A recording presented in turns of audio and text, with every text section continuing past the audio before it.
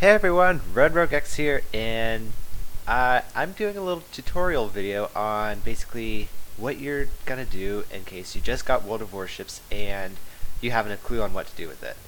So, you've got your ship, and not much else. It's most likely gonna be a Tier 1 cruiser, but I'm using a Tier 2 this case, just because I've actually got none left, and I'm not really wanting to buy any right now. So, you may notice a bunch of other various confusing parts of this. For instance, you've got a captain of the ship, and you've got your account, division, co-op battle, and if you click that, you'll most likely only see co-op battle to start with, and just a ton of other stuff. So we'll be going over the very bare-bone basics on what you need to get up to speed in this game on. So, going over the ship itself. There's a number of different things on the ship that may confuse you over here, and it goes from armor layout, which if you click it, you'll notice that there's a number of hard points.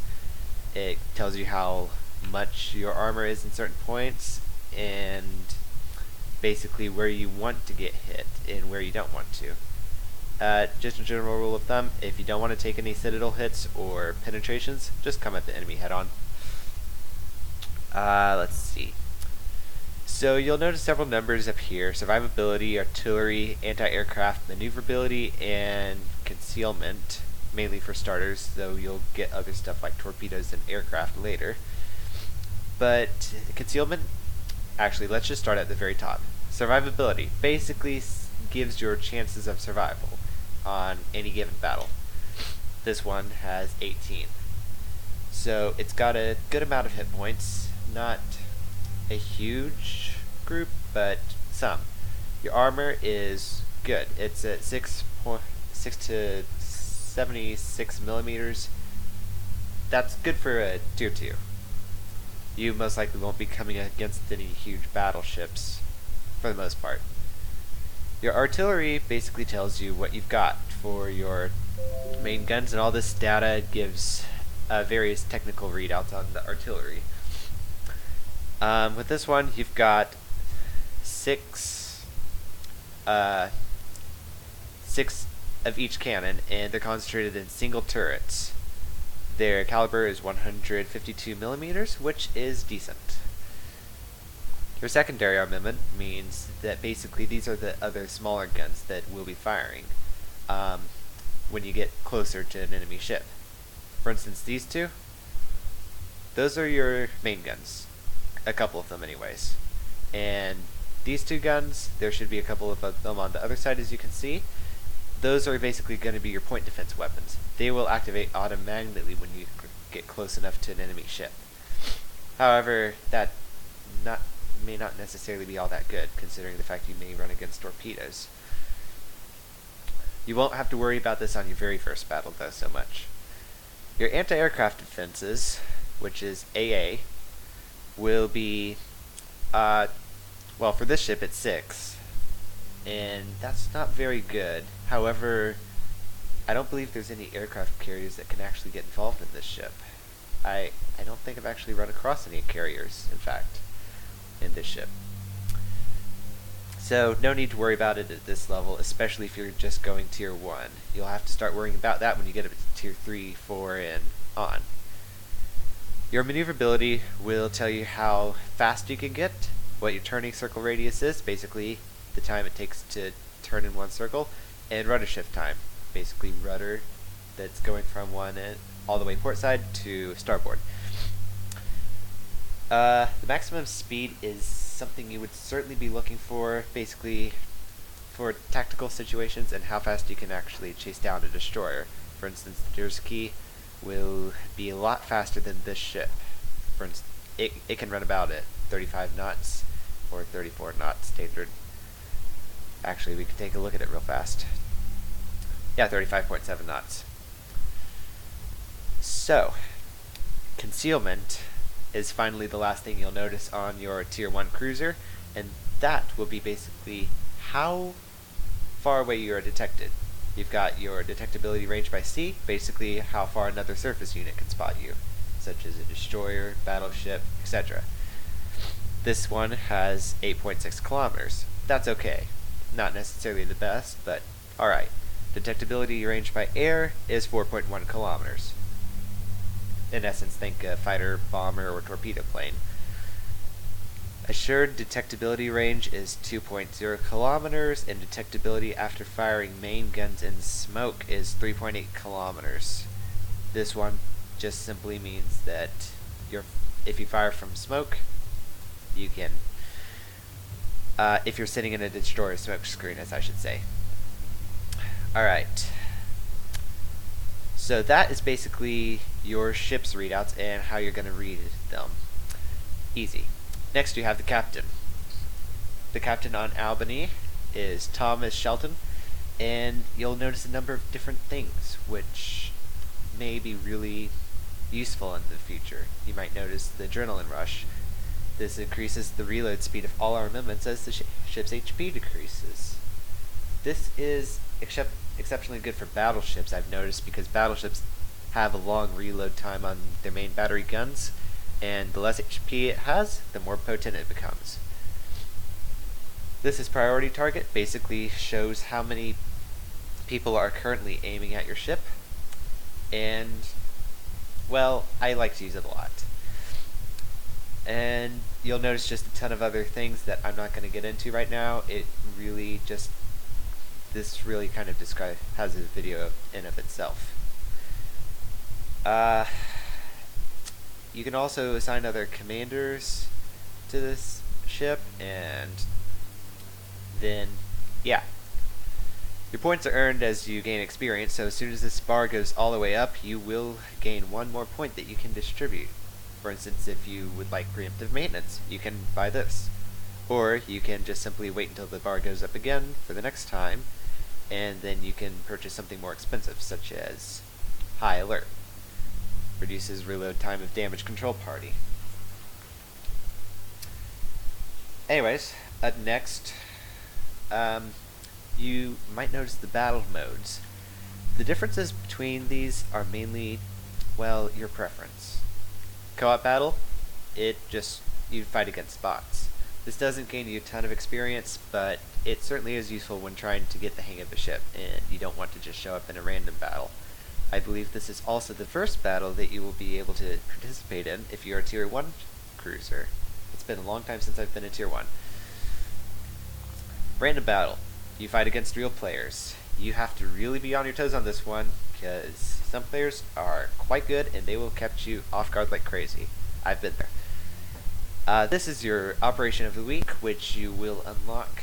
I'm not certain which level it has to be, but I know that level 5s just simply can't get this yet. So you'll have to just continue training up on your player level. I'll show that in a second. You can switch to other operations here and basically go through a ton of different missions.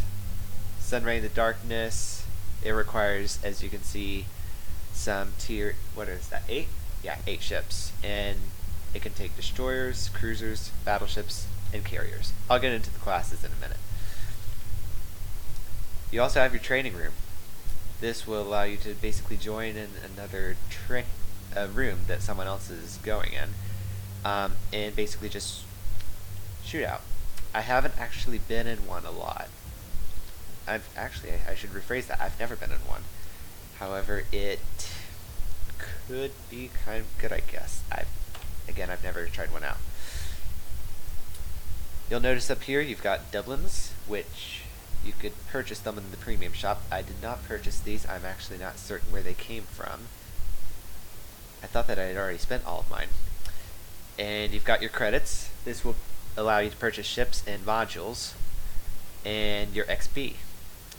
This allows you to research ships. I've got very few XP as I have decided to kind of go down different lines all at once, and as a result I am very low on XP. I suggest going down one line in the tech tree. Anyways, that's all we got for the main screen. If you like, you can go ahead and just hit that battle mode with co-op battle and you'll be fighting against some bots with some other players. Oh, one little heads up, don't shoot at your friends, because it actually will do friendly fire. And you will be penalized for it too. Up next we have modules. So modules basically improve your ships for just a little bit. With this ship, it's a premium, so it's not going to have any model research to do. Let's go ahead and select the South Carolina and check out its modules. I've already researched, actually none of them. Interesting. Well, I thought that I would have researched it, but okay. So, the South Carolina has good survivability, artillery, maneuverability, concealment, all that other stuff. However, if you were to mount another hull, the South Carolina B, you would improve your survivability by 3 points and increase your anti-aircraft defenses. In fact, I didn't realize that the South Carolina didn't have an anti-aircraft defense. That's noteworthy. Your maneuverability will also be increased by 5. So, is this worth it? I would say yes. That would increase your chances of winning a game and thereby increasing your experience income. Propulsion. This will increase your maneuverability by 3. I'm not certain how that works with the South Carolina hull, but yeah. If you wanted to get the Wyoming, which is the next battleship in the line, I already have that by now. You would want to basically research through this, which I did not do. I should have. And then research the Mark III Mod 2 gunfire control system, which increases your accuracy with the artillery, anti-aircraft defenses, and it increases maneuverability. Odd. However, I didn't quite go through with this. You'll notice down here, there's a couple of things known as consumables. You've got the repair party, which you can equip at damage control party 2, which improves the survivability chances a lot. However, it doesn't say so, mainly because you're repairing mid-battle. Say a turret got disabled, and you can repair it faster, and it also has a quicker recharge time. Your standard damage control party for the South Carolina is 102.6 second reload time, which is quite a long. Wow. Yeah, no wonder I've sunk in this ship a lot.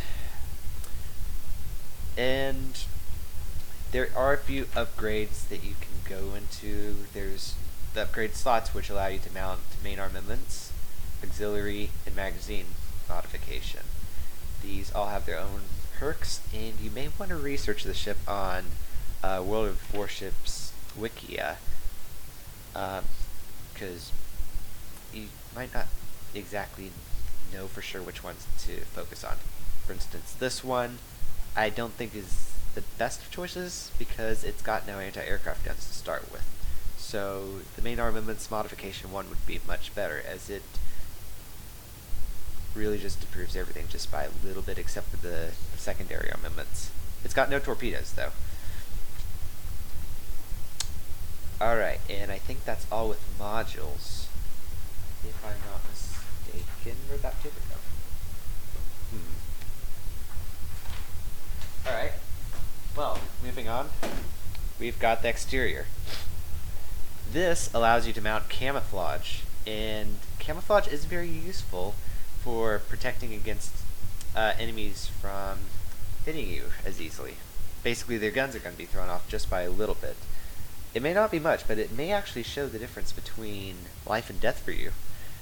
If I were to mount Halloween camouflage, for example, it would look like this.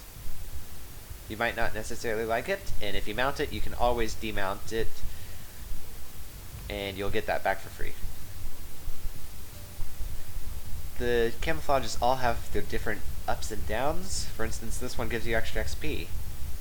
This one will give you a lot more free XP, commander XP, and XP after battle, so just keep in mind, every time you use a camouflage, it's gone for good. You will have to be able to restock it. But I'm not necessarily going to equip the camouflage with the ship since I rarely use it now. But signals. These signals are actually probably one of the best things about uh, just battleships in general. November Foxtrot. This decreases the reload time of consumables by 5%. Basically, your damage control party, your health repair system, or other stuff like that. Syria Mike, I am undergoing speed trials, increases the ship's maximum speed by 5%. You may not necessarily want to equip this to a battleship, as it's not going to be a major difference whatsoever. India Delta, damage can be repaired at sea. You just basically get extra HP while recovering. And there's a ton more consumables for the signals, and these just give you pretty much extra XP. Flags? I don't have any flags, but it doesn't matter too much. The flags are rarely ever beneficial towards the ship. They're typically only cosmetic. So, moving on to the tech tree. You might be a little bit bewildered to look at this, and you probably have already checked out a ton of these ships, as they look pretty cool. You find the SX Midway class carriers, the Iowa Montana. Iowa class battleships were very well known, especially since the USS Missouri was the flagship of the United States Pacific Fleet at one point. You'll notice these other ships over here, but those are premiums. You'll actually have to pay real money to get them unless you get lucky and have some doublins ready. You don't need to research any of the ships before it, though. And over here, you'll have your cruiser line. The cruisers will be marked with, what is this, a triangle or pentagon, something like that, with one single line slashed through it. The battleships will be marked with your double slash, and aircraft carriers will have a divider down the center, and destroyers will be just a single little triangle. Your cruisers are going to be your first line that you go through, your probably first 3 ships. They are typically pretty simple, they're easy, and they've got a significant amount of firepower. However, they're not extremely good in one thing, and typically excel at being an all-round ship, all the way down to tier 10. Now, the cruiser is probably best used as a support role, better for escorting battleships and providing extra fire for destroyers. They're also very good at being anti-destroyer ships, as their guns have faster reload times and typically faster battery turns. Your battleships, well, actually, let's go with destroyers first. Your destroyers typically carry torpedoes and a smoke screen. The torpedoes are extremely devastating towards almost any other ship on the line, just not so much destroyers because they can avoid them so easily. However, if you manage to hit another destroyer with a torpedo, you can sink it in one shot. Destroyers are also the fastest ships on the line. Moving on to the battleships, these are not necessarily the slower ships, the carriers take that. Specifically the Langley, as I found out.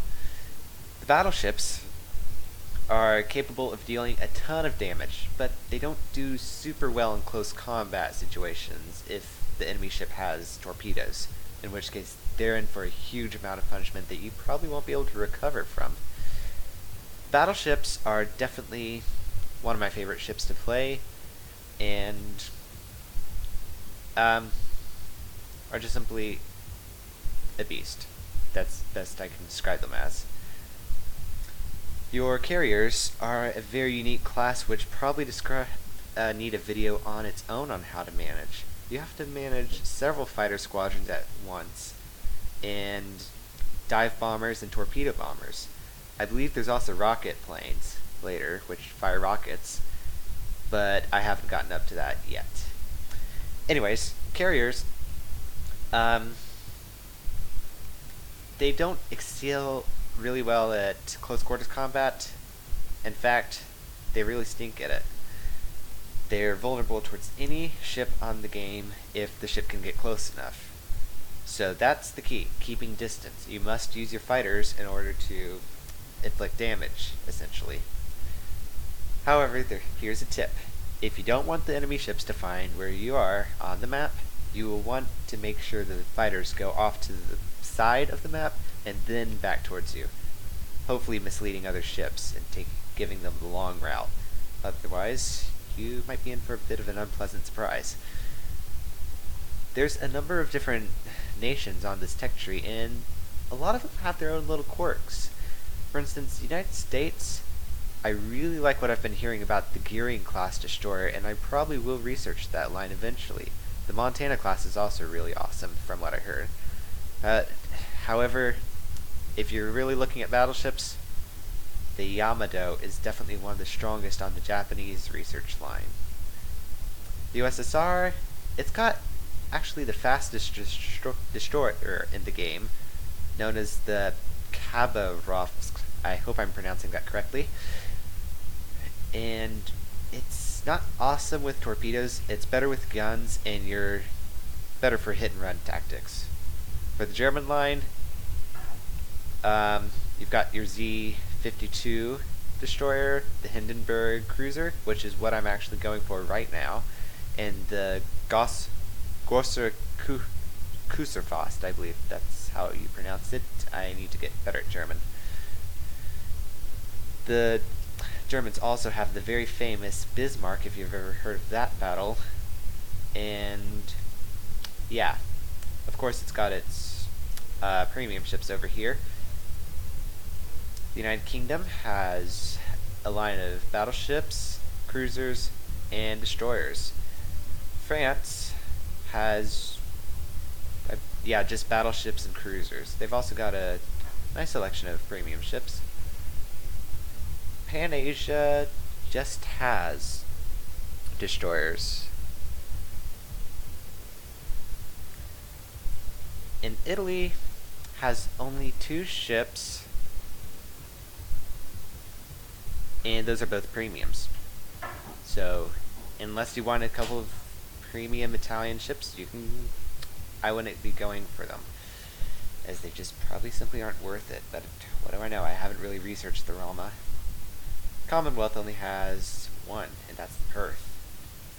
Poland has 1, and again, it's premium just like Italy and Commonwealth. The main lines that you'll be probably looking at most are the United States, as they have by far the most ships in the game.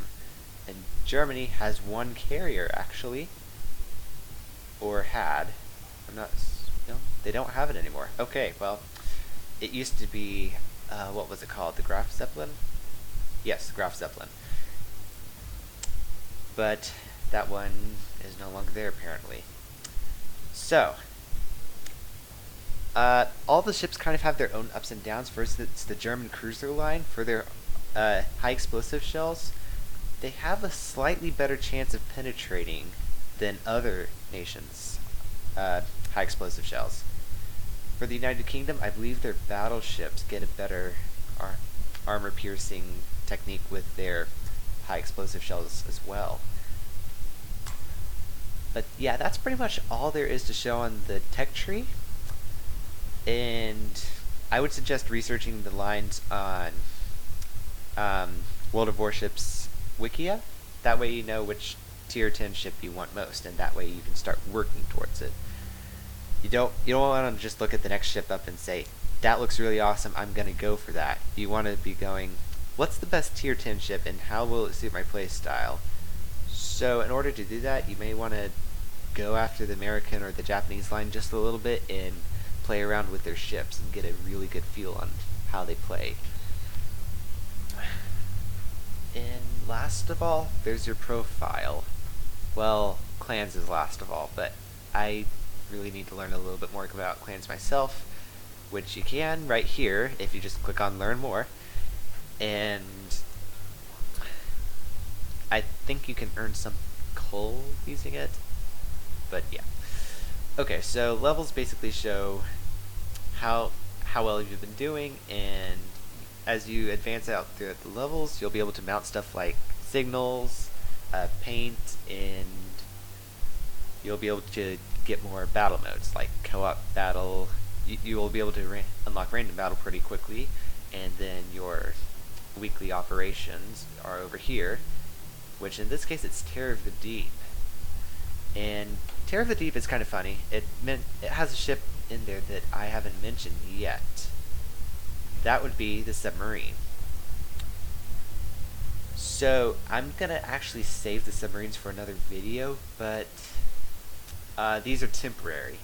You'll have to be a higher level, something close to 15. I'm not certain which one for sure, as I know that a couple of my level 5 friends could not play the submarine, unfortunately.